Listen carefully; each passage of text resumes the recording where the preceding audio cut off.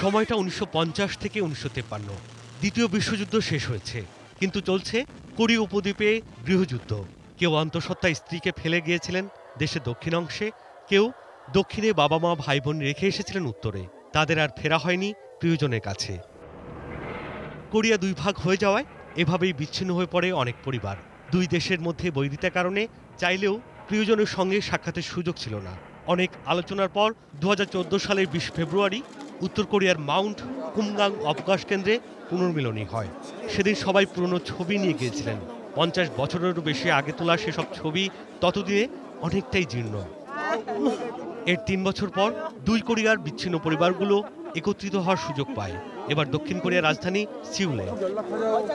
সেখানেই 68 বছর পর 92 বছরের মা খুঁজে পেলেন তার 71 বছর বয়সী ছেলেকে।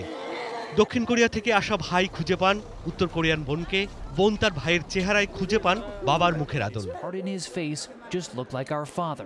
82 বছরের দক্ষিণ কোরিয়ান বোনের সাথে দেখা হয় উত্তর কোরীয় বড় বোনের। এ জীবনে পরস্পরের সাথে আর দেখা হওয়ার আশা ছেড়েই দিয়েছিলেন তারা। বিভক্তির ইতিহাস কেবল কোরিয়ার একার নয়। দ্বিতীয় বিশ্বযুদ্ধের পর ভিয়েতনামে ফরাসি শাসনের বিরুদ্ধে বিদ্রোহ ঘোষণা করে সাম্যবাদী দল।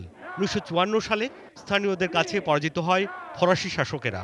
যুদ্ধ শেষে উত্তর ও দক্ষিণ এই দুই ভাগে ভাগ হয় ভিয়েতনাম, কিন্তু সঙ্গে সঙ্গে শুরু হয় ভিয়েতনাম এক করার আন্দোলন। 76 সালে দুই ভিয়েতনামকে মিলে সাম্যবাদী রাষ্ট্র প্রতিষ্ঠা হয়। বিশ্বযুদ্ধ এবং নাৎসি গণহত্যার দায়ভার কাঁধে নিয়ে জার্মান জাতি বিভক্ত হয়ে পড়ে 1949 সালে। স্নায়ুযুদ্ধকালে ঘরহীন মানুষের স্রোত ঠেকাতে 1961 সালে পূর্ব জার্মানির শাসকরা নির্মাণ করে বার্লিন প্রাচীর। 90 সালে সমাজতান্ত্রিক পূর্ব জার্মানি আর পুঁজিবাদী পশ্চিম জার্মানি আবার এক হয়। দুই জার্মানির জনগণ নিজেরাই ভেঙে ফেলে বার্লিন দেয়াল। স্নায়ুযুদ্ধের যুগ শেষ হয়ে গেছে সেই কবে।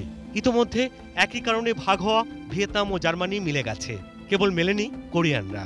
নিজেদের মধ্যে কেবল প্রতিযোগিতাই চালিয়ে গেছে তারা। 50, 60, 80, 90 দশকের বিশ্ব পরিস্থিতি এখন নেই। 1998 সালে দক্ষিণ কোরিয়ার প্রেসিডেন্ট কিম দায়ে-জুং উত্তর কোরিয়ার জন্য সানশাই নীতি ঘোষণা করেন। পরের বছর দুপক্ষের মধ্যে নৌবাহিনীর সংঘর্ষ সত্ত্বেও 2000 সালের জুনে দক্ষিণের কিম দায়ে-জুং ও উত্তরের নেতা কিম জং ইলের মধ্যে প্রথম আন্তঃকোরিয়ান শীর্ষ সম্মেলন অনুষ্ঠিত হয়। অনেক ঘাত প্রতিঘাতের পর আলোচনার পথে হাঁটতে শুরু করে দুই কোরিয়া। উত্তর কোরিয়ার শাসন ব্যবস্থা সমাজতান্ত্রিক, দক্ষিণে পুঁজিবাদী গণতন্ত্র। উত্তরে ঘনিষ্ঠতা চীন রাশিয়ার সঙ্গে, দক্ষিণের মিত্র যুক্তরাষ্ট্র ও পশ্চিমা বিশ্ব।